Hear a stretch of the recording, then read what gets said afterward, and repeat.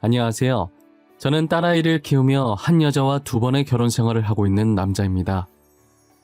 가끔 일하다가 시간이 날 때면 이곳에 들러 여기에 올라오는 사연들을 종종 듣고 있어요. 괜히 제가 사연의 주인공처럼 감정이입이 돼서 화가 날 만큼 기가 막힌 사연들도 많고 눈물이 찔끔 흘릴 만큼 감동적이고 안타까운 사연들도 많더라고요. 저도 적지 않은 나이인지라 이 나이 되도록 이렇게 험난한 세상을 살면서 산전수전 안 겪어본 일이 없을 지경이었어요. 마땅히 어디다 말할 곳이 없어서 그동안 혼자서 소갈이를 하고 있었는데 이렇게 익명으로 말할 수 있는 공간이 있어서 조심스럽게 제 이야기를 해보려고 합니다. 이런 글을 적는 게 처음인지라 횡설수설할 수도 있지만 그래도 용기를 내어 적어보도록 하겠습니다. 저는 어릴 때부터 부모에게 버림받고 돈 없으면 안 되는 이 각박한 세상을 한 여자아이와 버텨나갔어요. 그녀는 지금의 제 아내였고 아내를 처음 만난 건 제가 초등학교 4학년이 되었을 무렵이었어요. 부모가 없다는 이유 하나만으로 늘 왕따를 당해야 했던 제게 먼저 손 내밀어준 유일한 사람이었죠. 저는 당시 부산에 살고 있었고 아내는 아버지 직업 특성상 서울에서 저희 학교로 전학을 오게 된 거예요. 아무것도 모르는 이 아이는 해사한 얼굴로 제게 웃으며 반갑다고 손을 내밀더라고요. 저는 아내의 손을 잡으려고 했지만 혹시나 저 때문에 똑같이 왕따를 당하게 될까봐 손을 못 본 채 했어요. 그랬더니 아내는 제 손을 잡아 끌더니 자기 손과 맞잡게 하더라고요. 그 모습을 보고 주변에서는 그러다 왕따 당한다고 하지 말라고 말렸었지만 아내는 다른 아이들의 말에 아랑곳하지 않고 저한테만 시선을 맞추며 인사를 했죠. 저는 혹여나 아내가 왕따를 당하게 될까 걱정이 되어 그 뒤로도 아는 체를 하지 않으려고 했고 그럴 때마다 아내는 더 적극적으로 제게 다가오기 시작했어요. 아내는 서울에서 와서 그런지 저희와 다르게 뽀얀 피부에 이쁘장하고 귀티나는 아이였고 그런 그녀와 친해지고 싶었던 친구들은 저에 대한 모진 말들을 그녀에게 쏟아부었어요. 당시 11살밖에 안 되던 어린 친구들은 생각을 깊게 하지 않기 때문에 자신이 하는 말이 남에게 상처가 되는 말인지 아닌지도 모르고 막 뱉잖아요. 결국 아이들이 뱉은 말들은 고스란히 제게 상처가 되어 돌아왔죠. 지은아, 쟤랑 놀지 마라. 쟤 엄마 아빠 없고 돈도 없다. 코찔찔이 애들이랑 같이 보육원에서 지내는 앤데 너 진짜 그러다 쟤처럼 왕따 당한다. 그래 맞다 지은아. 저런 애랑 놀지 말고 우리랑 놀자니까? 내가 떡볶이 사줄게. 쟤랑 붙어있으면 가난한 거 없는다?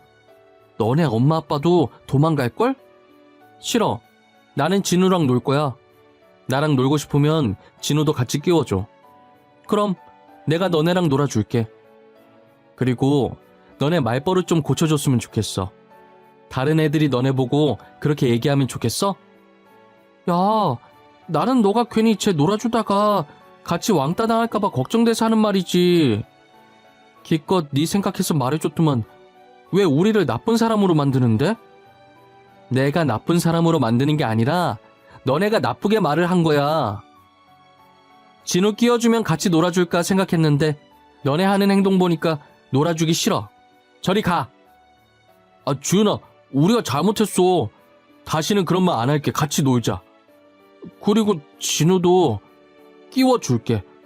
그러니까 우리랑 같이 놀아. 아내는 지지 않고 아이들 말에 맞받아쳤고 당찬 아내의 기세에 아이들은 기가 죽어버렸어요.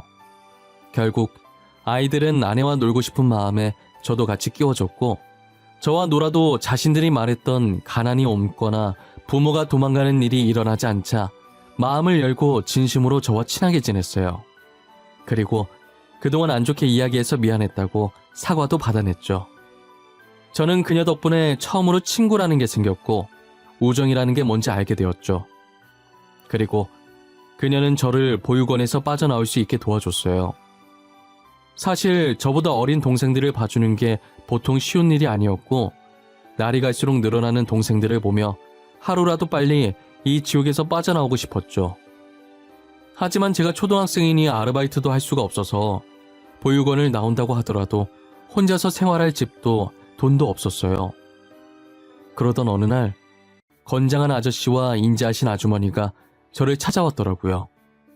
제게 손을 내미시면서 자신의 집에 같이 가자고 하시면서요. 그 모습이 그녀와의 첫 만남과 굉장히 흡사했고 저도 모르게 아주머니의 손을 잡고 나왔던 것 같아요. 아저씨와 아주머니를 따라 도착한 집은 보육원과도 비교할 수 없을 만큼 좋았어요. 이런 집은 처음이라 신기해서 마당 이곳저곳을 둘러보고 있었는데 집 문이 열리더니 한 여자아이가 고개를 빼꼼 내밀고 있더라고요. 저와 또래로 보여서 반가운 마음에 달려갔다가 아이의 얼굴이 선명하게 보였을 때쯤 힘껏 달리고 있던 제 발이 더 이상 떨어지지가 않더라고요. 그 여자아이는 다름 아닌 제 아내였던 거죠. 알고 보니 그녀가 밥도 안 먹고 부모님께 몇 날 며칠을 조르고 졸라서 저를 데려오게 만든 거예요. 그녀의 말을 들으니 제 사정이 너무 딱했고 어차피 남는 방도 하나 있어서 데리고 왔다고 하시더라고요. 그렇게 저는 아내의 도움으로 지옥 같았던 보육원 생활을 끝마칠 수 있었어요. 아저씨와 아주머니는 정말 친부모님처럼 저를 잘 챙겨주셨어요. 아내와 저를 차별하지 않고 뭐든 동등하게 사랑을 베풀어 주셨죠. 저는 나름 친근하게 대해드리고 싶어서 장난으로 엄마 아빠라고 했었는데 듣기 좋다고 하셔서 계속 그렇게 부르게 되었죠. 처음엔 그녀를 향한 제 마음이 저를 구해준 고마운 존재, 그 이상도 그 이하도 아니었어요. 하지만 한 집에서 같이 생활하면서 평소 아내에게 안 보였던 면도 많이 발견하게 되고 변함없이 저를 챙겨주는 아내의 모습에 어느샌가 저도 모르는 사이 사랑으로 바뀌어 있더라고요. 혼자서만 짝사랑하는 건 줄 알았는데 아내도 저를 짝사랑하고 있었고 저희는 그렇게 서로가 서로에게 첫사랑이었어요. 서로의 마음을 확인한 건 고등학생 때였어요. 제가 동아리 이야기한다고 여자 후배와 나란히 앉아서 이야기를 하고 있었는데 그 모습을 아내가 보고 오해를 해서 질투를 하는 거예요. 고백을 그렇게 하려고 했던 건 아니었지만 오해는 풀어야 할 것 같아서 고백 아닌 고백을 해버렸죠. 너 아까 그 여자애 뭐야? 나란히 앉아가지고 시시덕거리면서 아주 좋아 죽던데? 너 요즘 동아리실 자주 가더니 저 애 때문에 간 거지? 무슨 소리고? 언제? 내가 누구랑 시시덕거렸는데? 내는 그런 적 없는데.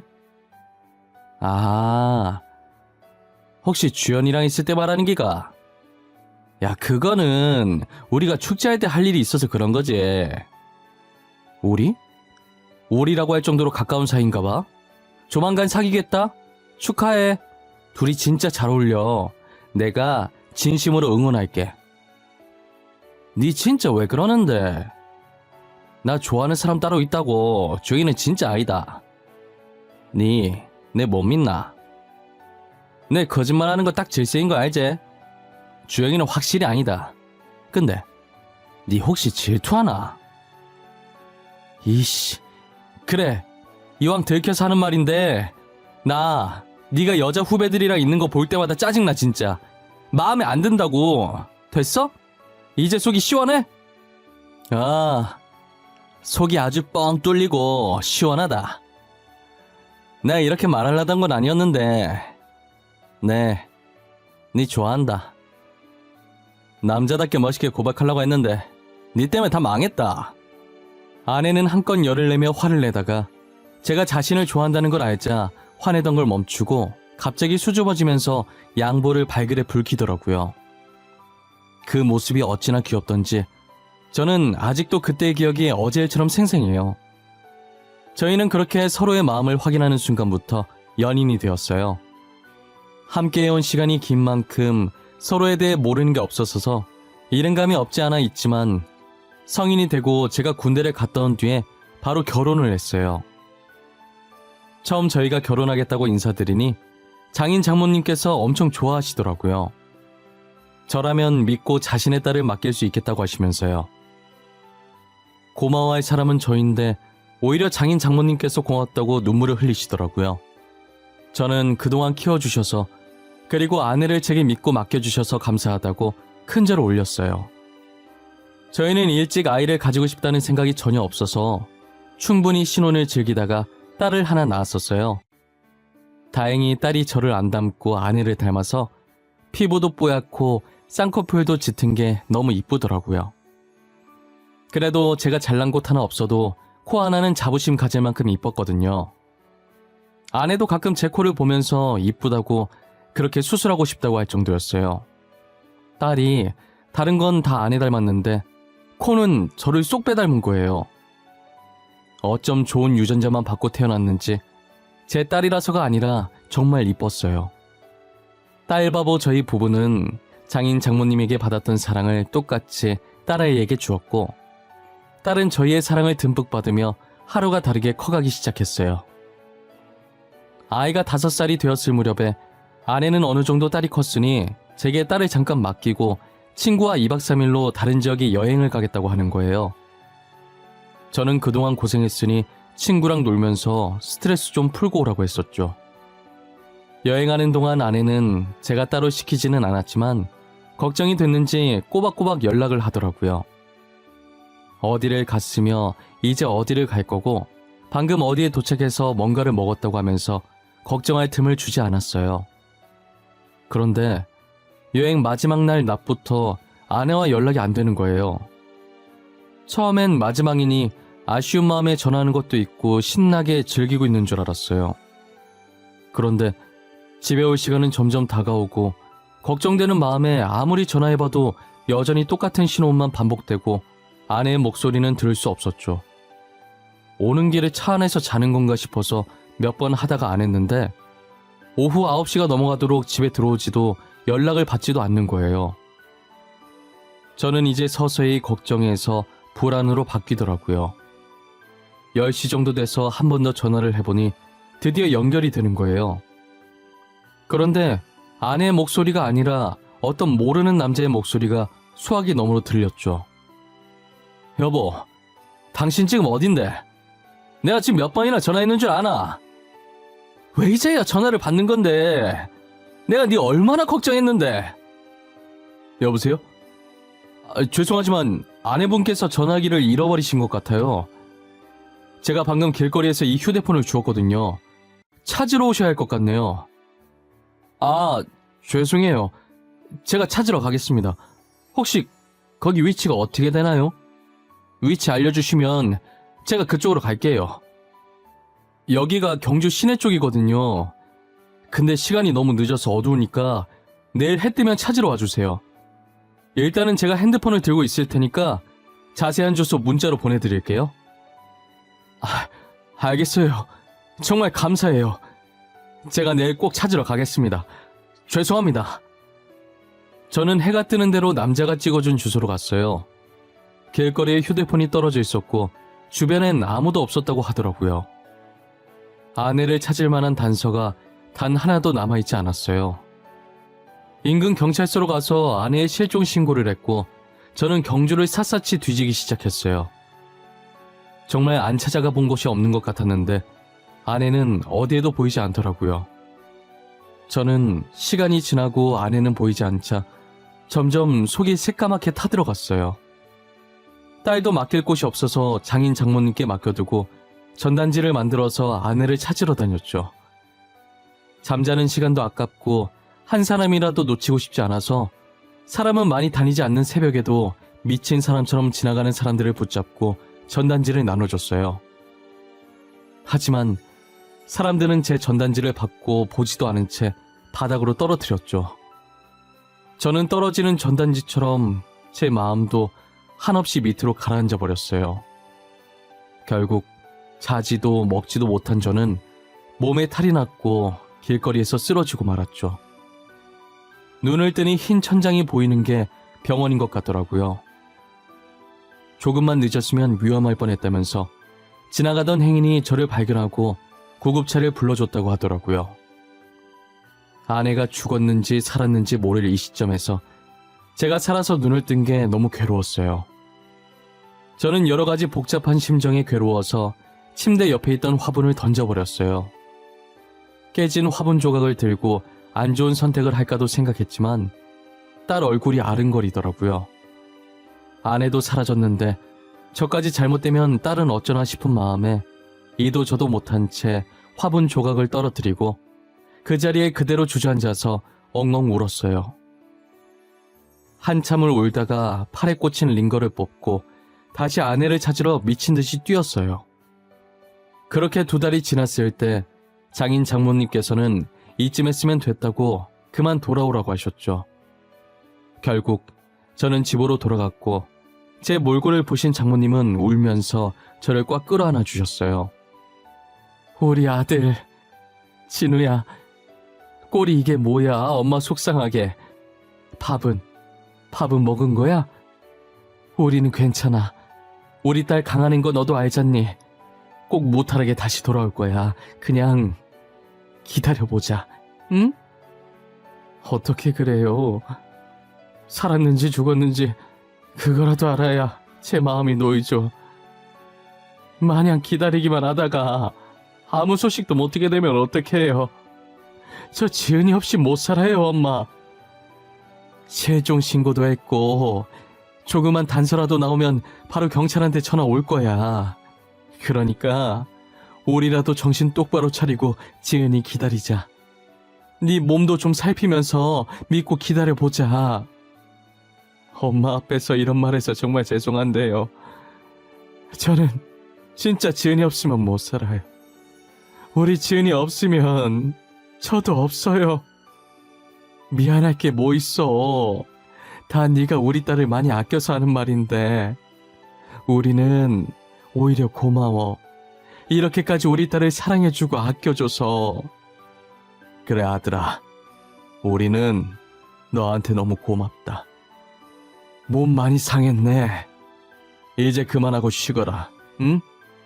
너 이러다 죽겠어 이거사. 저는 장모님의 만류에도 아내 찾는 것을 포기하지 않았어요.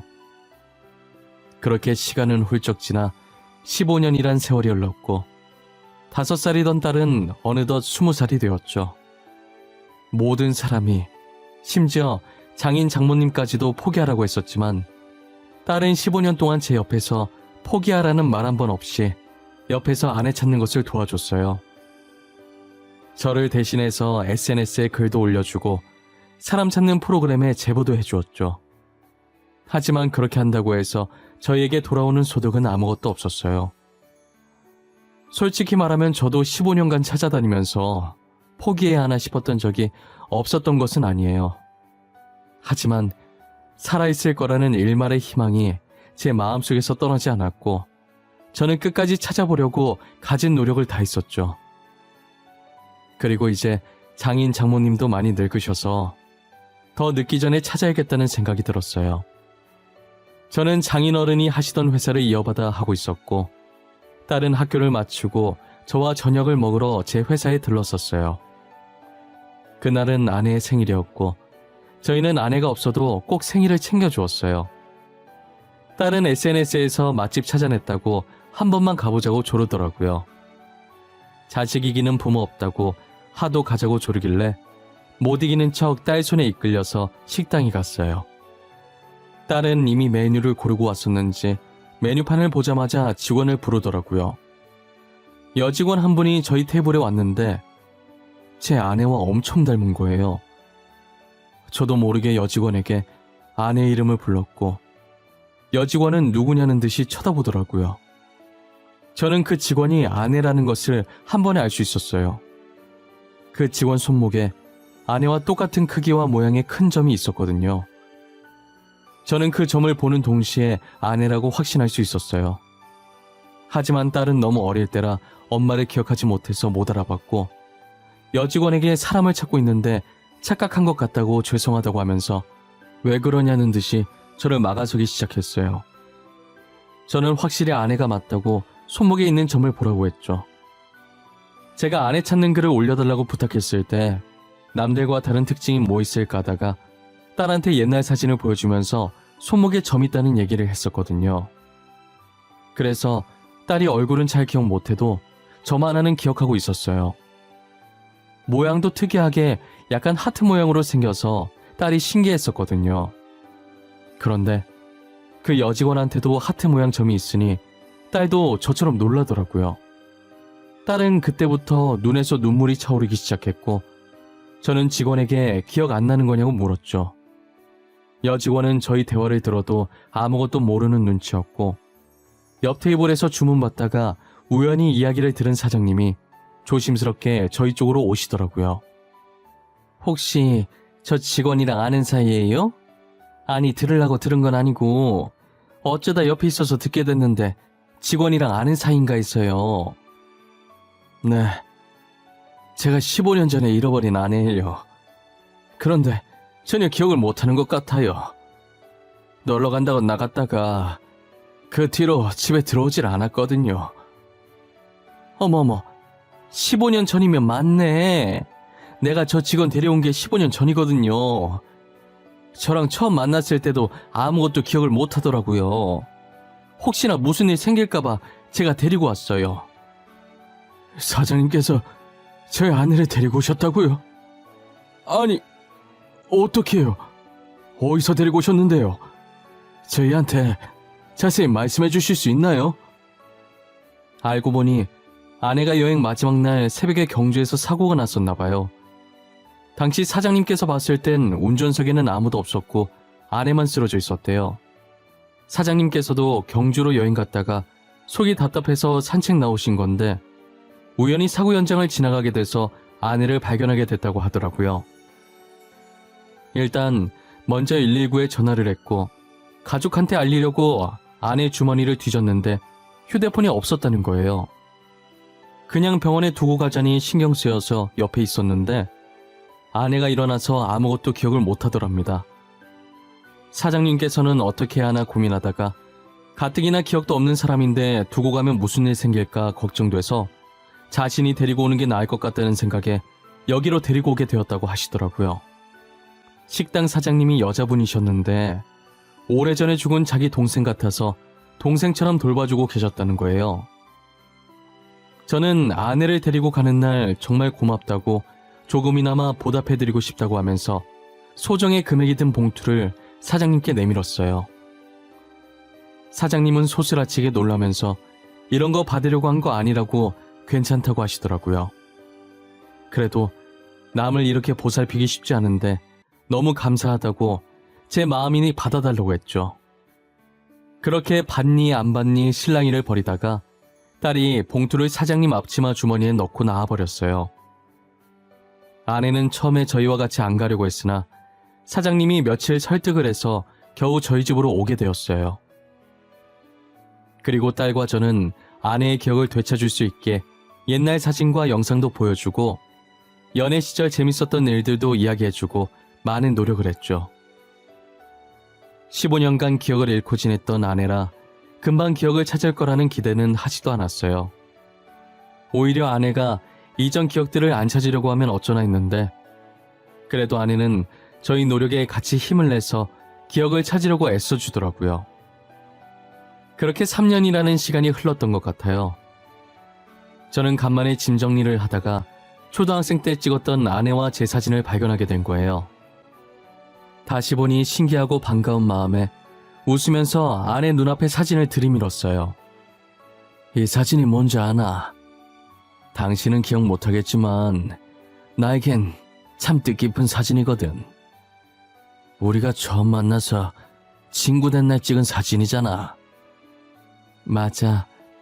내가 손 내밀었는데 당신이 안 잡아줬잖아. 그때 애들 참 못됐었다. 그치? 나도 그 얘기 들으면서 얼마나 상처받았는지 알아? 여보, 지금 당신 기억 돌아온 거가? 이때 기억하는 거가?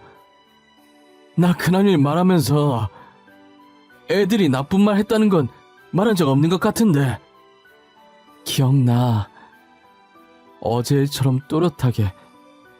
다 기억나는 건 아니지만 저 때는 기억이 나네. 이제 조금씩 기억이 돌아오려나 봐. 저 사진이 도대체 몇 년 전이야? 당신 사진 안 찍겠다고 난리 쳤었는데. 당신 진짜 기억해냈구나. 잘했다. 진짜 너무 잘했다. 다른 건 또 기억나는 거 없고 지금 그것만 기억나는 거가? 내가 너한테 질투했던 것도 기억나네. 주연인지 주영인지 걔 얼굴도 기억나. 다시 생각해도 짜증나네. 너 이리 와, 한 대만 맞자. 아내는 저희 노력이 헛되지 않게 점차 기억을 해내기 시작했어요. 아직은 흐릿하지만 최근 기억보다는 저희의 학창시절을 조금씩 기억해내는 것 같았어요. 아무래도 사고 난 기억은 안 좋은 기억이기 때문에 재밌었던 기억만 나는 모양이었어요. 그래도 그게 어디냐며 다행이라고 아내를 안아주었죠. 그리고 몇 달 후 모든 기억이 돌아왔고 사고 날까지도 기억을 해냈어요. 사고가 났을 당시 아내가 친구랑 돈 문제로 조금 다툼이 있었나 봐요. 친구가 돈을 빌려달라고 했는데 아내는 돈 거래 안 한다고 못 빌려준다고 했었던 거죠.